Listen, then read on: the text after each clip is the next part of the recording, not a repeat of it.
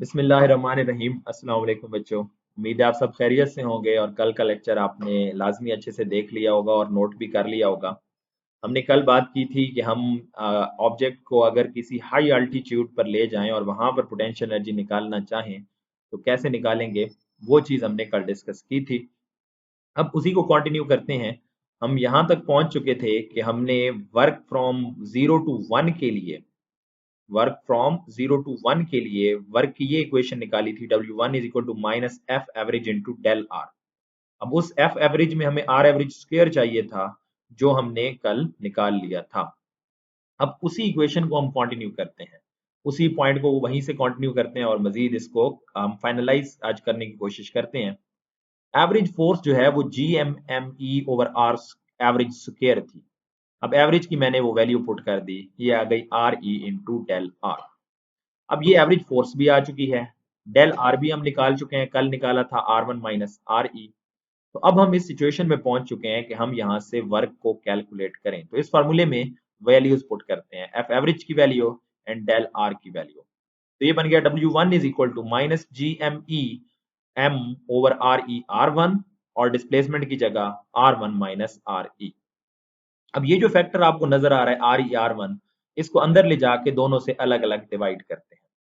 यानी यहां ये फैक्टर बनेगा माइनस जी एम एम या M E M into R one over R E R one minus R E over R E R one, यानी दोनों से अलग अलग डिवाइड किया। तो आप देखेंगे कि आर वन इस आर वन से जब कैंसिल होगा इस पहले केस में, तो ये बचेगा minus G M E M into one over R E बच जाएगा ना, ये वाला फैक्टर बच जाएगा। और जब ये होगा दूसरे के नीचे तो ये उससे मल्टीप्लाई होके ये फैक्टर बन जाएगा minus one over R one. तो यहाँ आप देख रहे हैं पहली इक्वेशन का वर्क हमें मिल गया, वो क्या है, minus G M E M into one over R E minus one over R one. Next point, इस इक्वेशन को गौर से देखें तो यहाँ आप देख रहे हैं ये वर्क था from the centre of the earth to one point. अब सेंटर ऑफ द अर्थ का जो फासला है वो वन ओवर पहला पॉइंट आ गया, माइनस जिस तक हम लेकर गए, वन तक लेकर गए थे ना, माइनस उस पॉइंट का फासला आ गया। यानी अगर हमें वर्क निकालना है जिस पॉइंट से दूसरे पॉइंट तक, हमने पहले लिखना है minus G M E over M into, next लिखेंगे वन ओवर पहले पॉइंट का डिस्टेंस माइनस वन ओवर दूसरे पॉइंट का डिस्टेंस।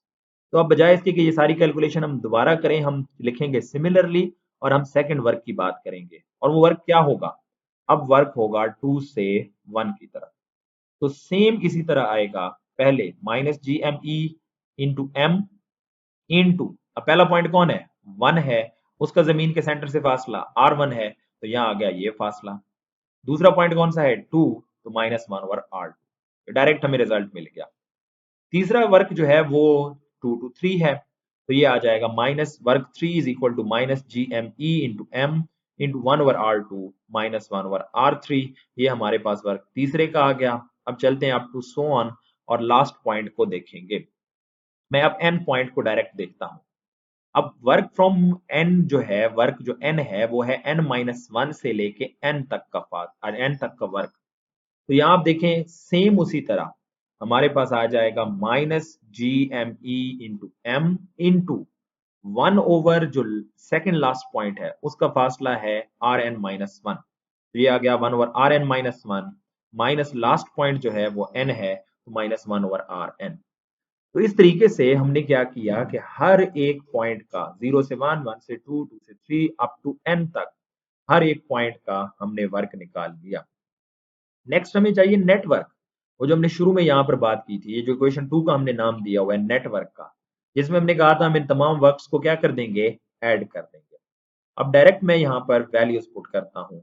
वर्क नेट क्या होगा, पहले पॉइंट का work minus G M M into one over R E minus one over R one. दूसरे पॉइंट का वर्क, ये जो हम W2 निकाल चुके हैं वो डायरेक्ट पुट करेंगे। यहाँ पर प्लस था, ये प्लस माइनस माइनस कर देगा, प्लस माइनस हो जाएगा, माइनस से G M M into one over R one minus one over R two आ जाएगा। फिर थर्ड पॉइंट का वर्क पुट करेंगे, minus G M M into one over R two minus one over R three up to so on. और फिर last nth point का work put करेंगे, minus G M M into one over R N minus one over R N. तो इस तरीके से आप देख रहे हैं हमने हर पॉइंट का जो वर्क निकाला है उन सबको सम अप कर दिया। अब ये आपको बेहतर तरीके से समझ आएगा जब आप इसको अपने हाथ से खुद एक बार नोट करेंगे तो। नेक्स्ट, अब आप इन सब में देखें तो एक चीज कॉमन है और वो क्या है, -GMM सब में कॉमन है। अब वो हम कॉमन बाहर ले लेते हैं। जब हमने वो चीज कॉमन ली तो हमारे पास अंदर क्या बचा, वो सारे डिस्टेंसेस बच चुके हैं। 1/RE minus 1/R1 plus 1/R1 minus 1/R2 and so on. Last का है 1/Rn माइनस 1 माइनस 1/Rn। तो ये अब आप देख रहे हैं कि ये सब पॉइंट्स के हमारे पास डिस्टेंसेस जो ब्रैकेट में थे वो सब हमने वहां पर लिख दिए। अब इसको गौर से देखें तो 1/R1 आगे प्लस 1/R1 है, कैंसल। 1/R2 आगे प्लस 1/R2 कैंसल। यहाँ माइनस 1/R3 है, आगे प्लस होगा। दरमियान वाले सारे फैक्टर इसी तरह आपस में होते जाएंगे कैंसल। बचेंगे कौन, पहला पॉइंट और आखिरी पॉइंट। तो नेटवर्क हमारे पास आ चुका है -GMM into 1/RE minus 1/Rn। तो ये अब आपका वर्क आ चुका है, ऑब्जेक्ट को from the surface of the अर्थ से उठा के इंफिनिटी तक ले जाने का वर्क आ चुका है। हमने कल बात की थी कि this work done is stored as potential energy. So this is potential energy, this work done is change in potential energy -GME into 1/RE minus 1/R1। And next, हमने कल ये कहा था कि जितना वर्क डन करेंगे वो किस फॉर्म में स्टोर होगा, एब्सोल्यूट पोटेंशियल एनर्जी की फॉर्म में। So this is absolute potential energy. Next, R N की डिस्टेंस कितना है, ऑलरेडी हम कह चुके हैं आर एन तो इन्फिनिटी है। अगर आर एन इन्फिनिटी है तो इसकी ये वैल्यू यहां पर पुट कर देते हैं। तो U is equal to -GMM into 1/RE minus one over infinity. अब आप देखें 1/इन्फिनिटी किसके इक्वल होगा, जीरो के इक्वल। तो यहां से हमारे पास ये वैल्यू बच जाएगी -GMM into 1/RE minus zero. हमें एब्सोल्यूट पोटेंशियल एनर्जी की सिंपल इक्वेशन मिल चुकी है, -GMM over RE। R is the radius of the earth, this is the potential energy at the surface of the earth। ये potential energy कहां पर है, at the surface of the अर्थ। अब यहां से आप देख सकते हैं कि ये सरफेस ऑफ द अर्थ पर अगर ये पोटेंशियल एनर्जी है तो मैं इसी इक्वेशन को जनरली यूं लिख सकता हूं, U is equal to minus G जो कि ग्रेविटेशनल कांस्टेंट है, m mass of the earth into small m mass of the object, ये सब कांस्टेंट है। नीचे इन जनरल मैं लिख देता हूं r फासला। अब ये मेरे पास एक जनरल इक्वेशन आ चुकी है।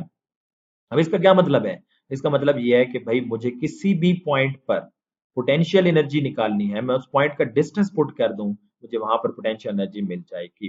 फॉर एग्जांपल, मैं यहाँ 4 पॉइंट पर पोटेंशियल एनर्जी निकालना चाहता हूँ तो मैं क्या करूंगा, बाकी सब तो कांस्टेंट है वो तो एज इट इज आएगा। हाँ, मैं सिंपली क्या करूंगा, यहाँ R4 का यानी जमीन के सेंटर से 4 पॉइंट का जितना डिस्टेंस है वो पुट करूंगा, मुझे उस पॉइंट पर पोटेंशियल एनर्जी मिल जाएगी। जैसे बेटा मैंने शुरू में कहा था कि हम एक ऐसा फार्मूला ड्राइव करने जा रहे हैं जिसकी मदद से हम हाई अल्टीट्यूड पर स्पेस में किसी भी पॉइंट पर पोटेंशियल एनर्जी इजीली कैलकुलेट कर सकें। तो ये हमारे पास इक्वेशन आ गई एब्सोल्यूट पोटेंशियल एनर्जी की।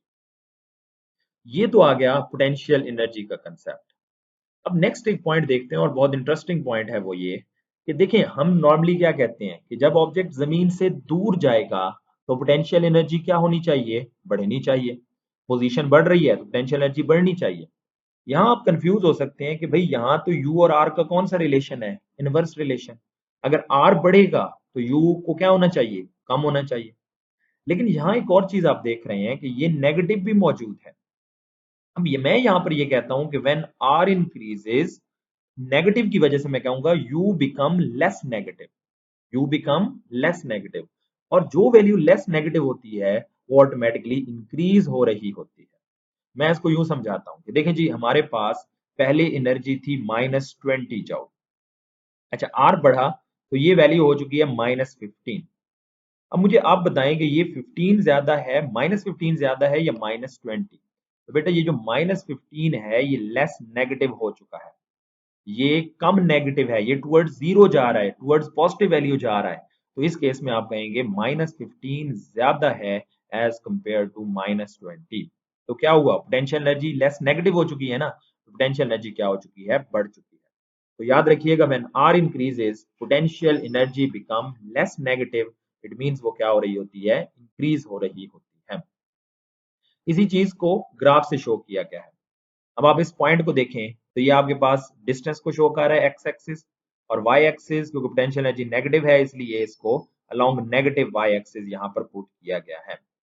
अब जैसे मैंने कहा कि u और r का कौन सा रिलेशन है, इनवर्स रिलेशन है। तो हम ये कहते हैं कि जब r बढ़ता जा रहा है, ये पॉइंट है, this is the potential energy at the surface of the अर्थ, जमीन की सरफेस पर जो पोटेंशियल एनर्जी है वो है minus G M E M over R E.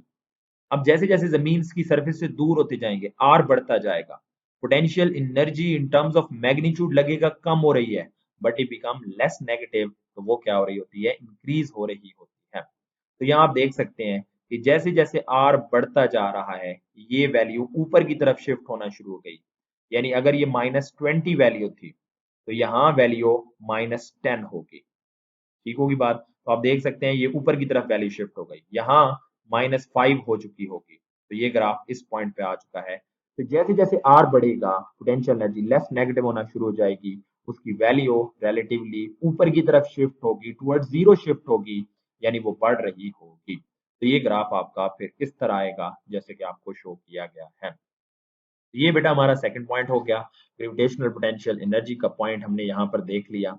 अब तीसरे पॉइंट में हम जो चीज देखेंगे वो हमारे पास है ग्रेविटेशनल पोटेंशियल, उसको हम इंशाल्लाह देखेंगे नेक्स्ट लेक्चर के अंदर।